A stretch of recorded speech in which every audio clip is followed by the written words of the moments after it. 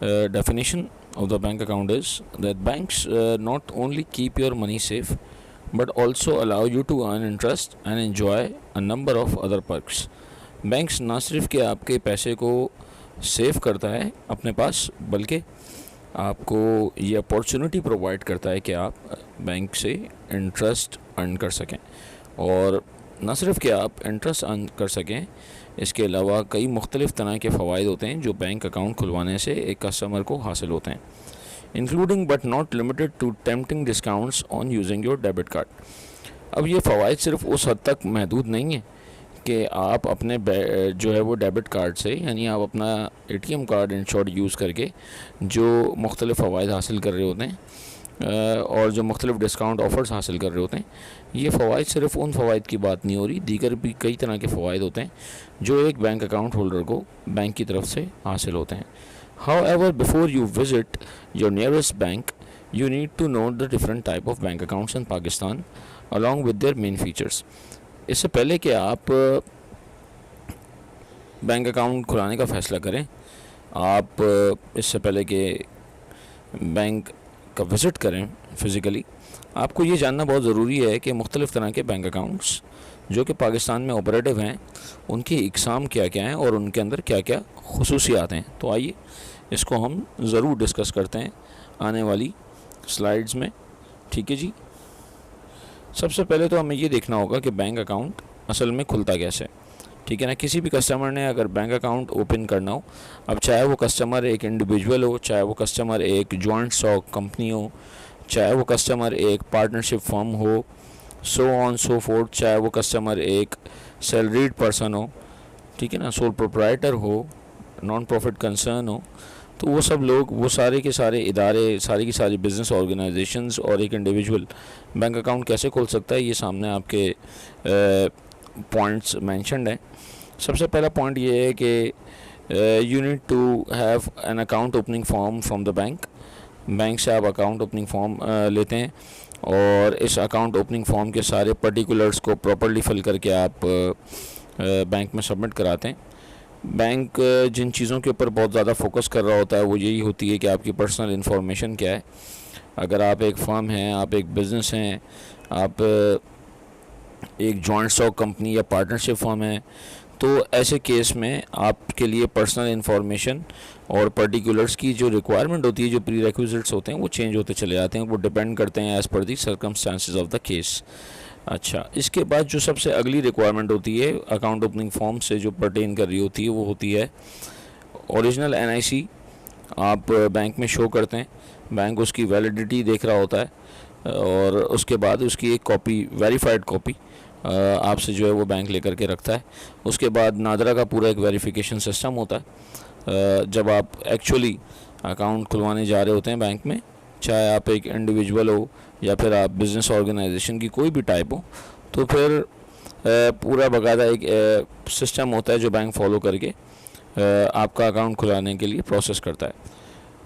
इसके अलावा एक याद रखने वाली बात यह है कि हमारी पास जो प्रूफ ऑफ इनकम है, जो यहाँ पर तीसरा पॉइंट लिखा हुआ है कि जो प्रूफ ऑफ इनकम है वो ज़रूर शो करना होता है। इंडिविजुअल है तो वो बताएगा कि आया मैं सैलरीड पर्सन हूँ या फिर मैं एक सोल प्रोप्राइटर हूँ। अगर वो सैलरीड पर्सन होगा तो उसका प्रूफ ऑफ इनकम ये होता है कि वो अपने एम्प्लॉयर से एक लेटर बनवा कर लाता है जिसमें एम्प्लॉयर ने बैंक को ये बताया होता है कि this person is an employee in my organization and he is having a certain amount of salary which is going to be credited in his bank account. इसकी इतनी इतनी तनख्वाह है और इसके बैंक अकाउंट में जमा कर दी जाएगी, यानी क्रेडिट कर दी जाएगी। तो वो बैंक से रिक्वेस्ट कर रहा होता है एम्प्लॉयर, यानी एक सैलरीड पर्सन का बॉस, कि इसका अकाउंट बैंक जो है वो खोल दे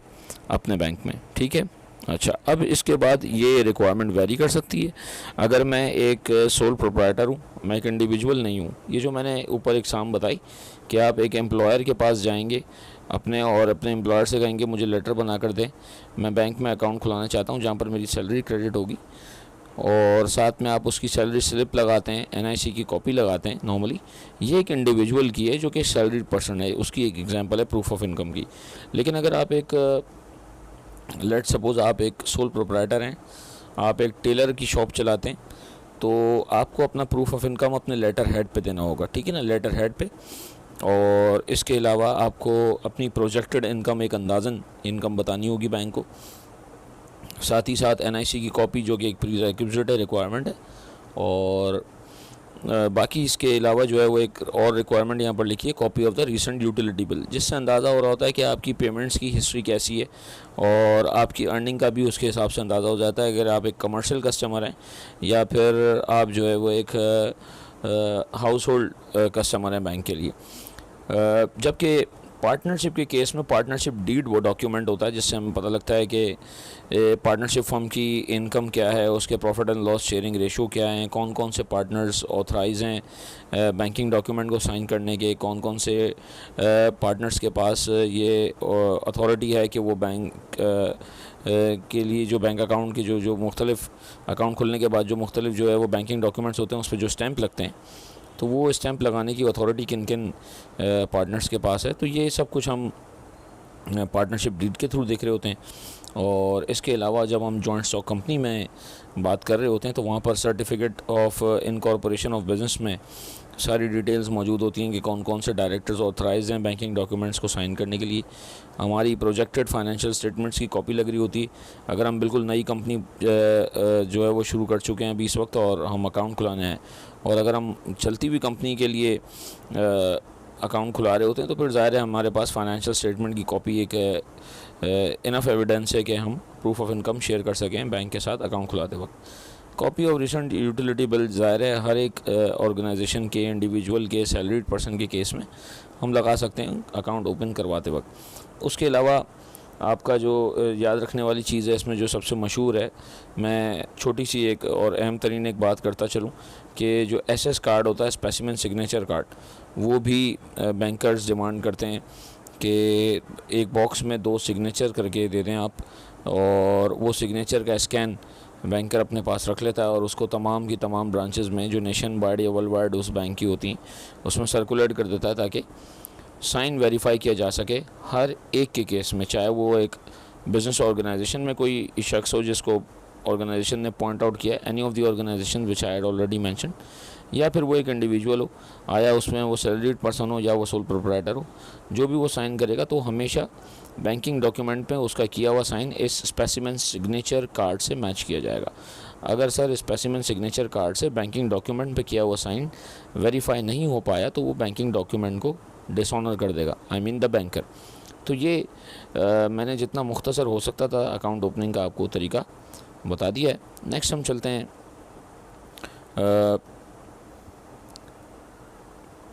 तमाम हेडिंग्स पर जो वन बाय वन आपके सामने मौजूद है अकाउंट ओपनिंग के हवाले से। सबसे पहले आप ये फ़ैसला कर रहे होते हैं जी मैंने कौन सा अकाउंट खुलाना है, ठीक है ना। अब एक ऐसा बिज़नेसमैन है जिसका inflow and outflow of transaction बहुत ज़्यादा होगा तो